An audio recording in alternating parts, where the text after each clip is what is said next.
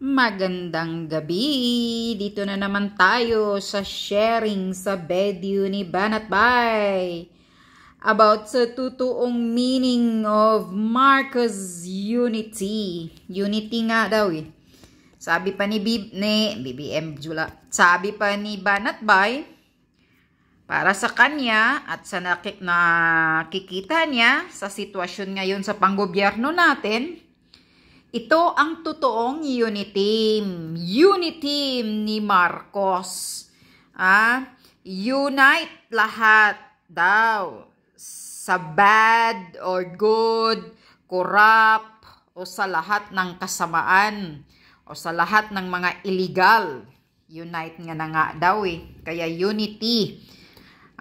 Yun nga, totoo naman yun eh. Kasi noong kampanya time, ang sagot lagi ni Bongbong Marcos, Unity, unity, unity nga eh, unity, patayan, unity, yan, rape, holdapan, yan, kahit mga matatanda, ninanakawan, ganito na kasama ang gobyerno, kasama, ang bayan natin, masama na ang bayan natin, nakakatakot ang bansang Pilipinas ngayon. Bakit kaya? Nasaan na po ang gobyerno? Bakit ang gobyerno walang magawa sa mga krimen na nangyayari ngayon? Kaya nga, unity. Unity sa katarantaduhan. According kay Maharlika, unity sa mga pagnanakaw daw. Sabi ni Maharlika. Anyway, pakinggan nyo ang explanation ni Banat Bay about the unity o Bongbong Marcos. Pogo na yan, tagal ng issue yan, hindi matanggal-tanggal. Pogo. Nasa Cavite, karamihan yan, nandyan ang mga human trafficking sa Pogo. Mga immigration. Yung Pogo-Pogo na yan. Isipin nyo, nakailang pagdining na sa Senado yung lintik na Pogo na yan. Hanggang ngayon, nandyan pa rin yung Pogo na yan. Tama, correct. Hanggang ngayon nga eh. Isabo nga, bumalik na. Wala na, bumalik na. Unity.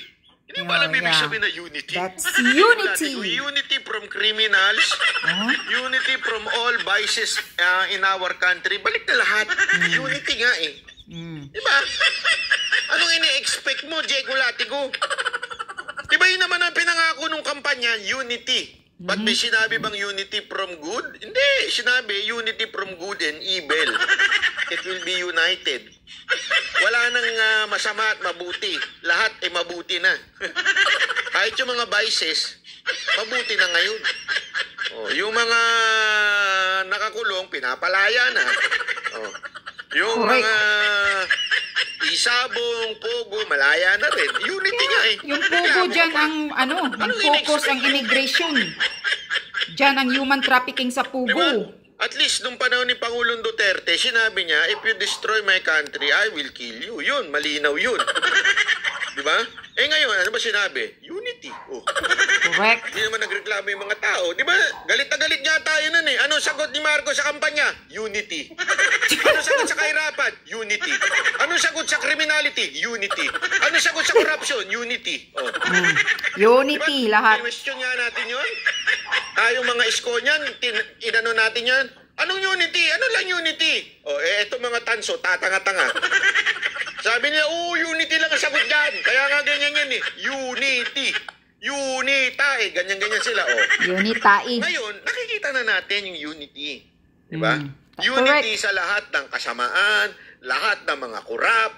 Unity saan? Sa mga kriminal na pinapalaya, sa lahat ng mga corrupt, sa mga vices. Unity. Kaya don't expect there will be change in this country. Bakit? Unity nga eh.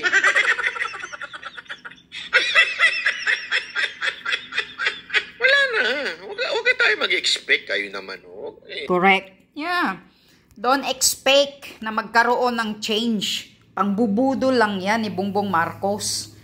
Kasi yan, sinasabi ni Banat Bay, para sa kanya, unity, united ang kasamaan at ang kabutihan. Pero dumadami ang mga masasama ngayon. Mga rapist, kriminal, Dumadami yung mga hold-upan, patayan, kidnapping. Grabe na, nakakatakot ng maglakad sa kalsada ngayon. Kaya mga nanay, ingat-ingat kayo. Huwag niyong pabayaan yung mga anak ninyong mga dalaga, pati na rin kayo.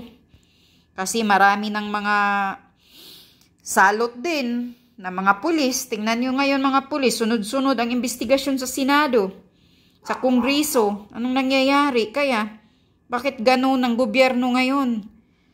Wala nang masasandala natin eh. Wala na, mahirap nang magtiwala ngayon ang nangyayari. Yan daw ang unity, sabi ni Banat Bay.